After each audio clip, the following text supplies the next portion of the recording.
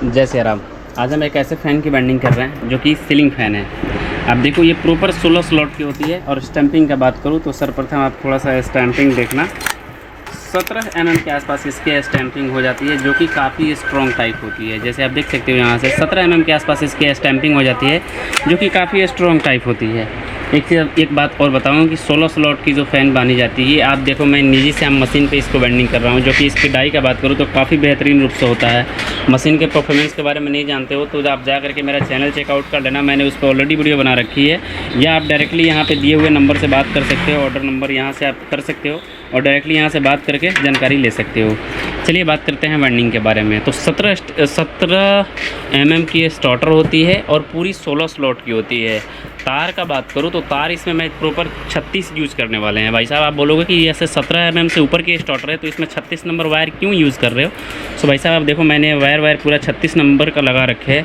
और वेट का बात करूँ तो ये देखो पंखे की बॉडी ये हो जाती है, जो कि काफ़ी वेटेड होती है और काफ़ी पुराने ज़माने की होती है। आप देखो ऐसे होती है और इसका जो फिटिंग होता है ना काफ़ी अलग टाइप होता है। और एक चीज़ ये बताऊँ कि जिसमें मैं 36 नंबर वायर इसलिए डाल रहा हूँ ताकि हमारे पास सेम स्टार्टर एक देखो यहाँ पे कटिंग हो रही है और ये भी 16 स्लॉट की ही कटिंग हो रही है। स्टार्टर जो कि 16 स्लॉट होती है ना, काफ़ी पतली से उसकी स्टार्टर होती है, इसलिए उसको निकालने में थोड़ी सी तकलीफ होती है। लेकिन ये भी 16 स्लॉट की होती है और ये भी 17 mm स्टैंपिंग के साथ आती है। जैसे स्टार्टर की स्टैंपिंग की बात करूँ तो 17 mm के साथ इसकी भी स्टैंपिंग हो जाती है और 17 mm के साथ उसकी भी स्टैंपिंग हो जाती है। इसलिए मैं इस डाटा को देखते हुए, मतलब जो इसमें से वायर आप निकाले हो ये वाली वायर, इसको मैंने काउंट किया तो ये आपका 36 नंबर वायर इसमें से निकले। हमने मेज़र किया माइक्रोमीटर से, हमारे पास ऑलरेडी पड़ी है। आप माइक्रोमीटर चलाना नहीं जानते हो तो जा करके चेकआउट कर लेना, आपको जानकारी मिल जाएगी। तो मैंने इसको मैंने जब इसको मेज़र किया तो ये हमको 36 नंबर वायर देखने को मिले। और टर्न का बात करूँ तो ओनली इसमें हम 300 टर्न डालने वाले हैं, जो कि आप मशीन में दे सकते हो। ये रीसेट मैं इसको कर देता हूँ ताकि हम इसको, मैंने जो पिछला वाला वेल्डिंग किया था वही है, तो ये 300 टर्न हम इसमें डालने वाले हैं। 17 mm स्टैंपिंग के साथ हम 300 टर्न डालने वाले हैं, जिससे पंखे में काफ़ी बेहतरीन रूप से स्पीड आने वाली है। थोड़ा सा 36 नंबर से और इस 16 स्लॉट की स्टार्टर को वेल्डिंग करना काफ़ी टफ होता है, क्योंकि अगर आपके पास इस तरह की ओल्ड क्वालिटी की मशीन होगी तो भाई साहब इसकी मास्टर डाई होती है। ऐसे देखो इसकी मास्टर डाई होती है, जो कि काफ़ी टॉप होती है फ़ैन को वेल्डिंग करने के लिए। लेकिन इसका देखो मैनुअल डाई होता है और काफ़ी बढ़िया डाई होता है। इसका कोई भी झंझट नहीं होता है डाई को चेंज करने का या आपका वायर को वेल्डिंग करने का। इससे आपको बेनिफिट ये मिलती है कि आपको ये वायर नहीं तोड़ती है और बहुत ही आसान और बहुत ही ईजी तरीके से आपकी फ़ैन को वेल्डिंग करती हुई जाती है। तो चलिए मशीन को हम स्टार्ट करते हैं और हमारी फ़ैन को वेल्ड करते हैं। जैसे देखो अभी, और ये पूरी पावर ब्रेक मशीन आती है, इसमें कोई भी वायर कहीं से नहीं फंसते हैं। मतलब इस वाले मशीन से अगर आप बेंडिंग करते हो तो फिर आपकी तार ज़्यादातर फंसने लगती है, स्टार्टर के ओवर वायर आ जाती है। लेकिन इसमें देखना काफ़ी फिनिशिंग रूप से आपको इस कॉइल का फिनिश देने वाला है। जैसे आप देखो इसके कॉइल का फिनिश आप देख सकते हो। जैसे स्टार्टर देखो निकालते टाइम कितनी फलक चुकी है, लेकिन अब कॉइल का फिनिश देखो कितनी तगड़ी देती है ये मशीन, जो कि काफ़ी बेहतरीन और काफ़ी अच्छी लगती है। सो फिर भाई मैं इसी टाइप से सारे के सारे जितने भी इसके स्टार्टर हैं सभी के सभी मैं इसी टाइप से वेल्डिंग करने वाला हूँ। चलिए एक स्टार्टर को और वेल्डिंग करके आपको दिखा देता हूँ कि आपको मतलब अगर आपके पास भी ये वाली फ़ैन आती है 17 mm में तो आप उसको कैसे वेल्डिंग कर सकते हो, जो आप देख सकते हो। तो देखो मैंने दूसरे के लिए हमने डाई को सेटअप कर लिया हुआ है ऐसे देखो, और मैं मतलब मशीन को हमने उधर को नचाया इसलिए 3 टर्न एक्स्ट्रा ले लिया, लेकिन तो ये 300 पर ही जा करके रुकेगी ये मशीन। तो अभी देखो हम मशीन मतलब डाई को फिर से 1-2 राउंड करके और फिर से दबा दिए और फिर से इसकी जो कॉइल की फिनिशिंग होती है वो फिनिशिंग देखना कितनी तगड़ी आएगी। वायरिंग होना का है।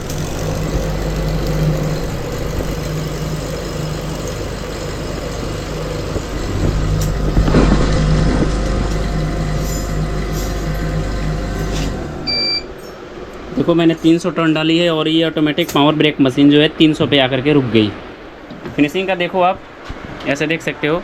16 स्लॉट की अगर फिनिशिंग अगर उस मैनुअल मशीन से करते हो तो फिर थोड़ी सी टॉप आती है। स्लॉट का बात करूँ तो काफ़ी नज़दीक स्लॉट हो जाता है, जिसके कारण से डाई को थोड़े से बैलेंस करने में बहुत ज़्यादा कठिनाई होती है। लेकिन अगर इस तरह की अगर डाई आप लेते हो तो फिर आपकी कोई भी 16 स्लॉट की फ़ैन हो, 14 स्लॉट की फ़ैन हो, कोई डिपेंड नहीं करता है। आप उसको बहुत ही सहज और बहुत ही आसान तरीके से वेल्डिंग कर सकते हो। बस आपको डाई को मेजरमेंट के साथ कसनी होगी, जिससे आपकी डाई परफेक्ट रूप से एक जगह पे बनी रहे। और ये निजी सैम की मशीन की अगर डाई का बात करूँ तो डाई भी चेंज करने के लिए कोई खास झंझट की नहीं है, बस एक होल सा ऐसे चेंज करो और आपकी जो डाई होती है आपकी हाथों में आ जाती है। चलिए एक सेट और बेंडिंग करते हैं, फिर आपको मतलब इसका भी फिनिश आपको दिखा देते हैं कि इसका भी फिनिश कैसे आती है।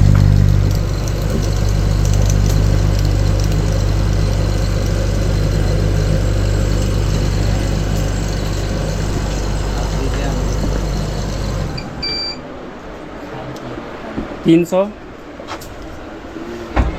अब ऐसे देखो इसका फिनिशिंग आप देख सकते हो, वैसे देखो कितनी अच्छी खासी फिनिश आ रही है। और टर्न का बात करूँ तो 300 हो जाती है। ये आपकी स्टार्टिंग की टर्न है, इसमें 36 नंबर डाली गई है।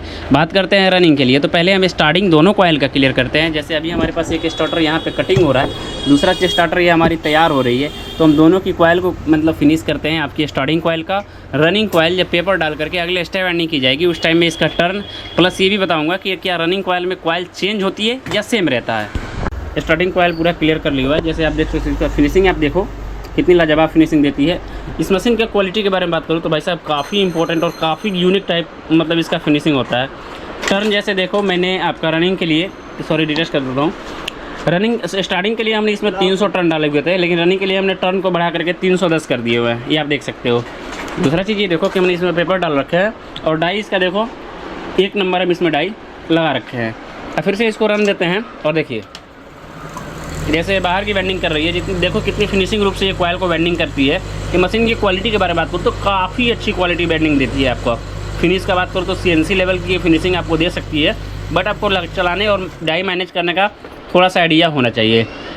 इसके डाई मैनेजिंग में कोई ज़्यादा एक्स्ट्रा झंझट नहीं है, बस आपको इस नटों के सहारे एडजस्ट कर ली जाती है आपकी डाई। इसमें कोई भी मोमेंटिंग रड वगैरह नहीं दिए रहते हैं। जैसे मास्टर डाई में मोमेंटिंग रड दिए रहते हैं, लेकिन इसमें आपको कोई भी मोमेंटिंग रड नहीं दिए रहते हैं। जैसे आप देख सकते हो मैंने इसका एक स्लॉट बेंडिंग कर लिया हुआ है। जैसे देखो कितनी फिनिशिंग रूप से ये बेंडिंग दे पाई है हमको, तो इस तरह से इसकी पूरी बेंडिंग होगी।